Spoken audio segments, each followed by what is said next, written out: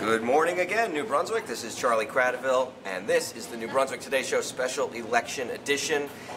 We are broadcasting live this morning from the Hidden Grounds Espresso Bar right near the New Brunswick train station.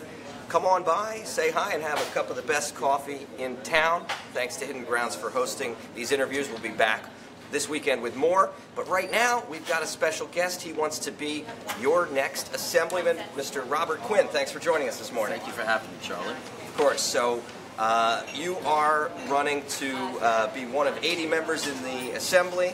You're challenging the incumbents, including one who's been in office a long time, New Brunswick's Joe Egan, and you're running as a Republican.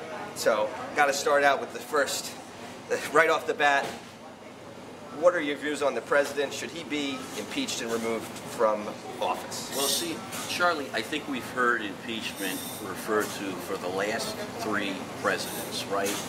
And sometimes when I hear that, I think it's also, people's response to some of the vitriol. They're polarized, completely polarized. I think that the president, clearly at times, totally inappropriate, especially his use of Twitter.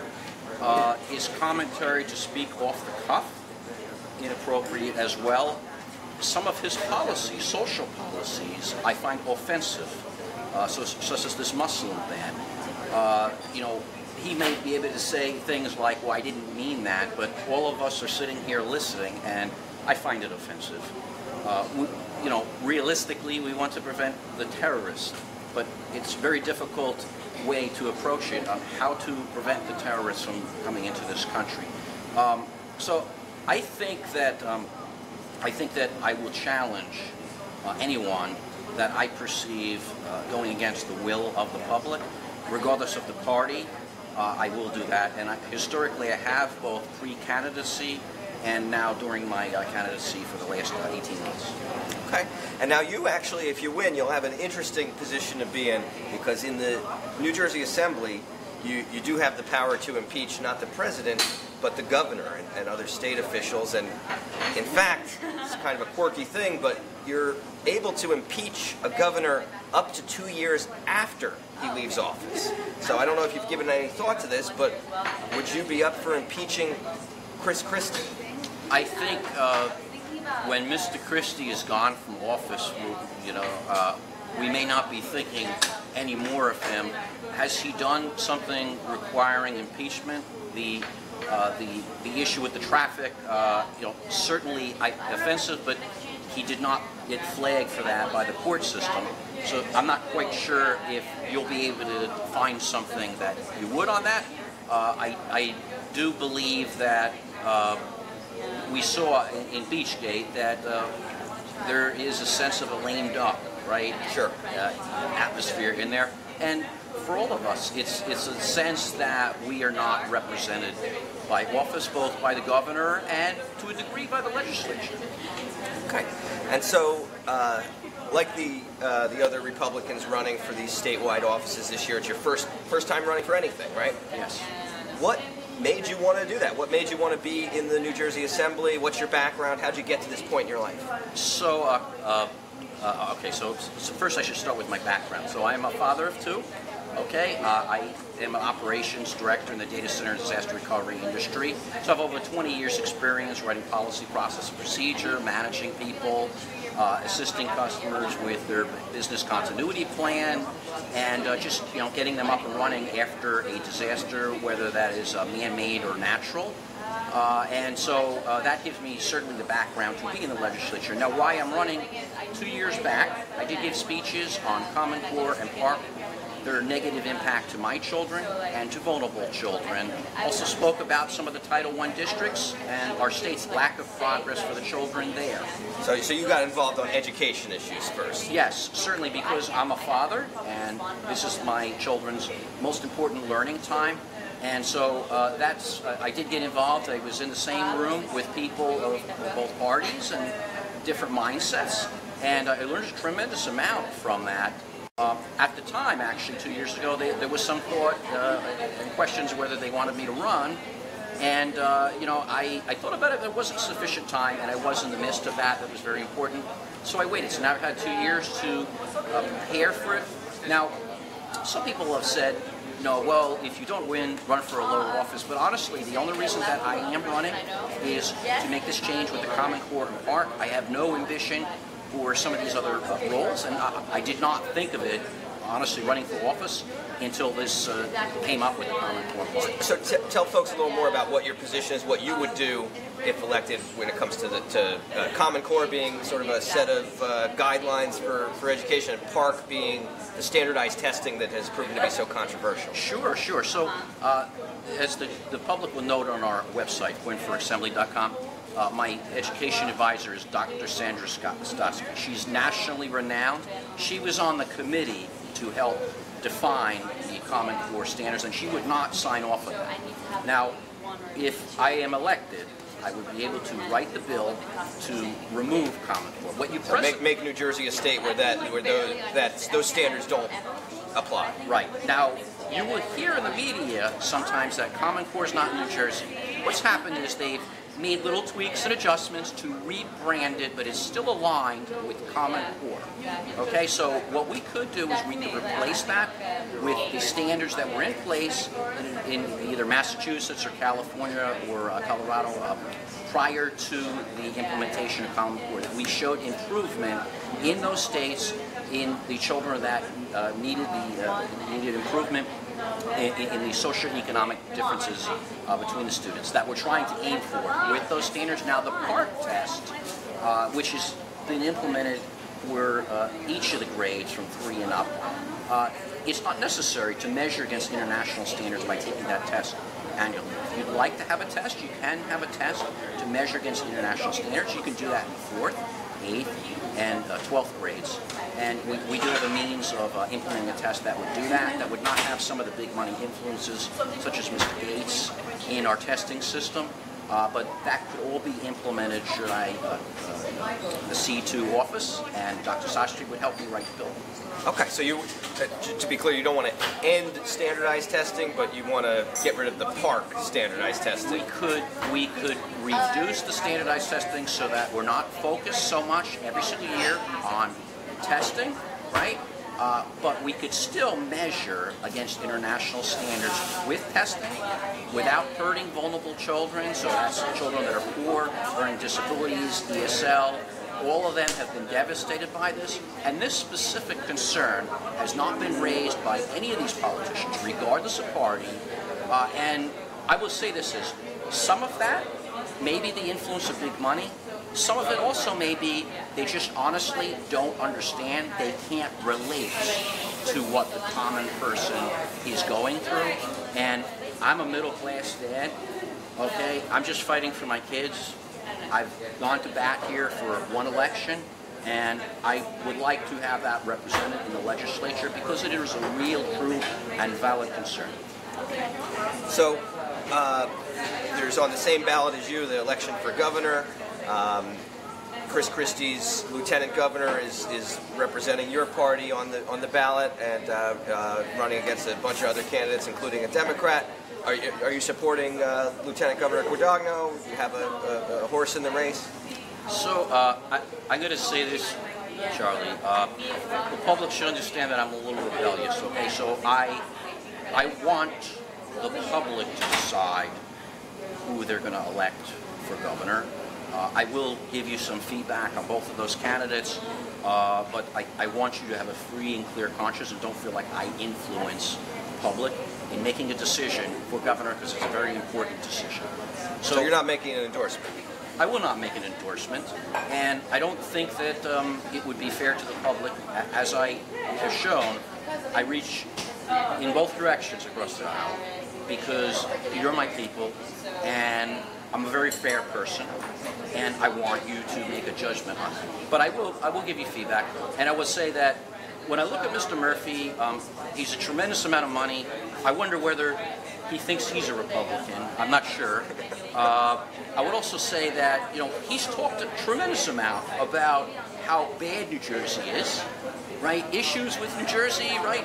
And he's pointed the direction at Christie but I never hear him mention the legislature. Okay, so if New Jersey's been bad the last couple of years, okay, is it both of their fault? Or is it just one person's fault?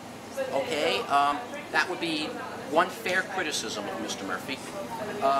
You know, I think that in the case of Lieutenant Governor Guadagno, I think one of the comments that I would make to her that I never hear is, you know, she does not remark on the fact that, you know, if you look at the state constitution, when you leave the state, the lieutenant governor takes full control of all the activities within the state. Now, this has been remarked at some points that she could have rescinded bills or things like that. Christie spent a lot of time out of the state. Correct.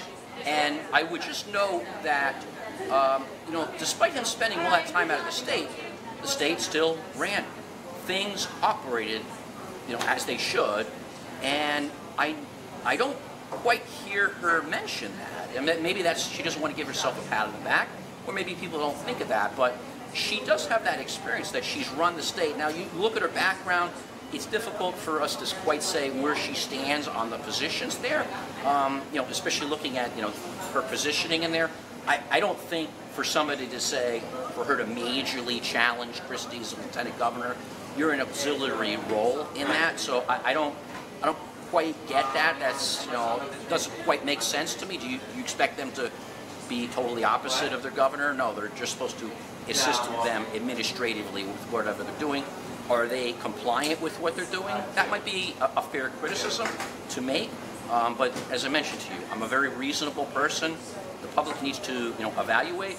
I would note one final comment is, you know, as I've gone to over tens of thousands of houses, okay, the public has said that their major concerns that have risen to the top are taxes and affordability. That should be, for the public, a major decision-making point in what they do on election day. I would be concerned, especially with the influence of big money in both this district, in this election, and in the governor race, whether you're actually represented by somebody that's going to address that issue or just avoid it and just keep pushing it along, as many of our politicians have done historically. So, you know, what are the things you'll do for this district? You know, you know it well. You know, it's like you said, property taxes is a big issue. It's not just education. What are you going to do about that problem? You know. So I expect that the issue of the fair funding. We always hear fair funding, but everybody has a different definition of fair, right? Right. The schools are very much tied to the property tax issue. Yes. So yeah, tell me what your views are. That has to be addressed. Okay.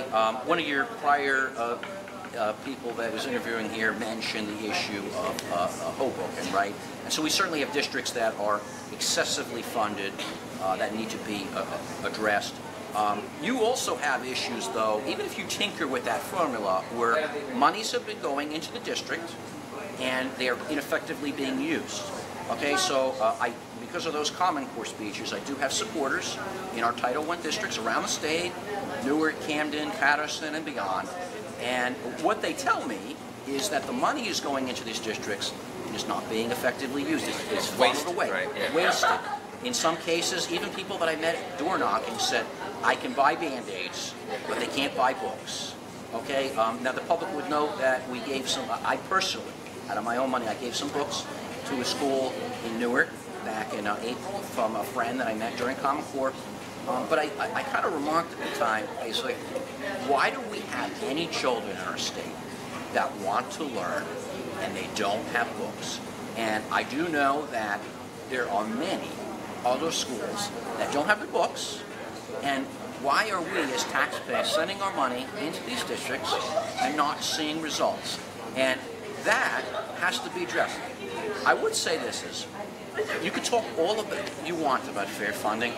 If you don't address this issue of properly using the tax money, regardless of how you change that fair funding, you will be sitting here 20 years from now and having the same conversation, and you will have wasted one entire generation of children because of this. And we've already wasted enough talent. We need to address the issue. How about higher education? You know, access to higher education is a big issue, especially in poor communities. You know, how are you going to, you know, what would you do to make it more affordable, to make it easier for folks to access either community college or places like Rutgers here in your district? Yeah, so I think that we could certainly evaluate offering scholarships to them. I think that as we focus on this issue of the park, right, and we focus on the Common Core, we won't be so myopic with a test score and actually seeing maybe results there. But I think that also the issue, it all goes back to the affordability, right? Taxes and affordability. We have affordability issues with education. We have affordability issues with our day-to-day activities of just buying food and goods, right? Affordability issues with health care, right?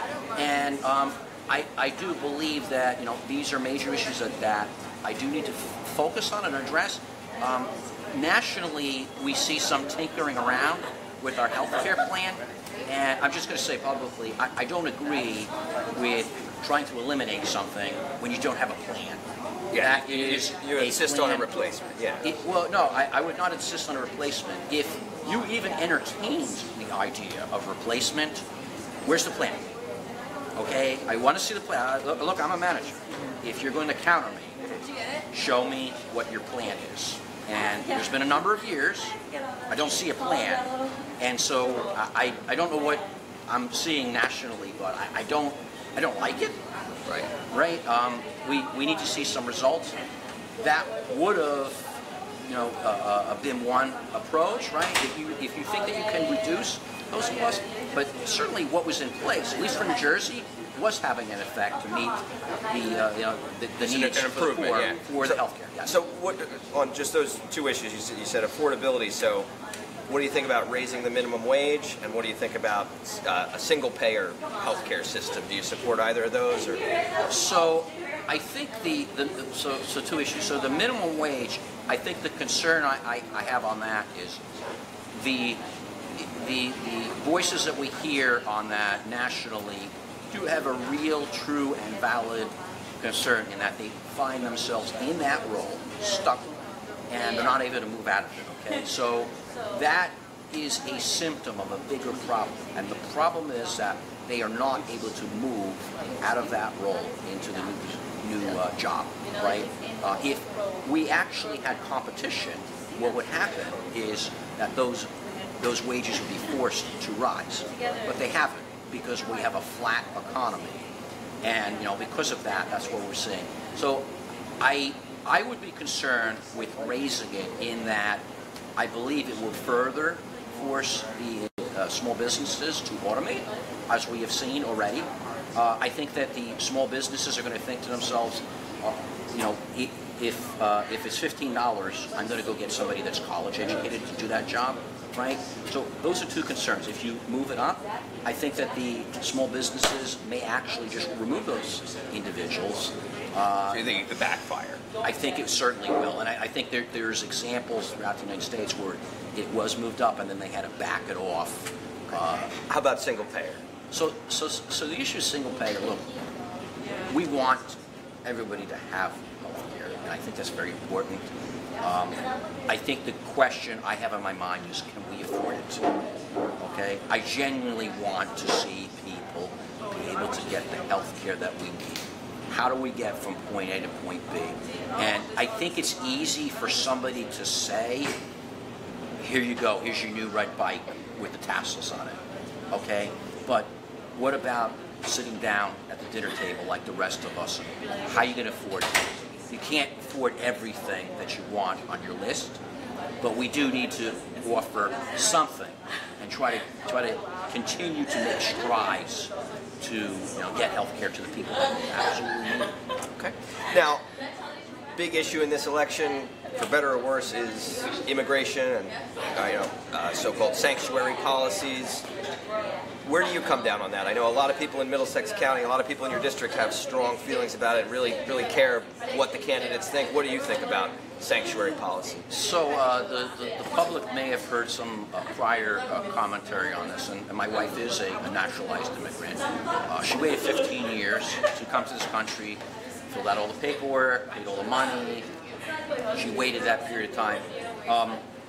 So if there was anybody to say, well, let's just end it, right? Certainly I could do that, right? But I won't say that. Because I find that these people that we can't all agree on the name of, and I think we spend so much time obsessing over what to refer to some of these individuals. I do find that many of them are peace-loving, and while we may say things, show the extreme examples of people not following rules and creating problems, I don't believe that is valid for everything. So that's the difficulty. It's a very complex issue. I do believe we need to have a national discussion on it, and I think that part of the reason we haven't is the polarization. Democrat, Republican, liberal, conservative. I believe that not solving the issue has been financially beneficial and politically beneficial to some. And I think that what you see from your politicians is examples of not actually fixing the issue, but of continuing to put a Band-Aid on the issue because it benefits them politically or financially. If they were genuine about solving the issue, they would actually make statements asking for national fixes to this issue, national discussion to the issue. That's criticism of both parties, right? So, I think we can't have people driving around that don't have car insurance, things like that, committing crimes. We can all agree on that. Remove the bad seats, but we do need to have a big discussion on what happens after that, and I think it's a very important discussion. Just running out of time here. The last question. There's 5 people that are running for this office. 2 of them are going to win. What separates you from the other 4? What is the thing that people can count on you for that they can rely on you to deliver? So first of all, I would be surprised if there's any candidate running for state assembly that has been to more individual voters than me. I won't give you an exact number, but it is well north of 10,000 individual voters that I have personally visited.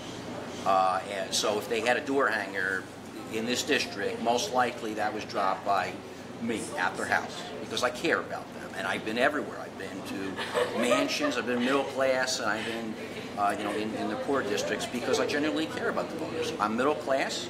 Okay, so I feel the sting of the taxes and the affordability and the traffic. And so, I would also say that I'm the only candidate running that has any experience with this Common Core Park, negative impact on our children of our state, not just in this district. And that is, Common Core Park and their impact is something that many parents in this district and grandparents have expressed concerns about. And finally, just something to differentiate myself. Just because my experiences, from the Common Core and Park and just being in this room with a different mindset, I try to reach out to people that are, across different ideologies, mindsets, because I enjoy hearing different feedback from people. I think that's something major that you would have because there's a locked-in personality of treating parties like a sports team. Yeah, team dynamic, yeah. And that dynamic is something I think that the public needs because it's been so polarized. Finally, I just think that the reality that some of my base as a Republican is in our poverty-stricken areas. I think that does differentiate me from maybe even many of these traditional Republicans in office. And that's just me being me, and I just want to be me. All right. Well, thank you very much for joining us, Mr. Quinn. This is Robert Quinn, one of the 5 candidates that wants to represent Legislative District 17 in the Assembly. the towns that are going to get to vote on that right here in New Brunswick, also Piscataway, Franklin, Milltown, and North Brunswick. So if you're in one of those towns, no matter who you vote for, make sure you get out there and vote on Tuesday, November 7th. Thanks so much for joining us. We've got a lot more interviews coming up this weekend right here from Hidden Grounds. Thanks everybody for hosting us. Thanks to all the candidates. Thanks to Jason for being our producer. And have a great day, New Brunswick.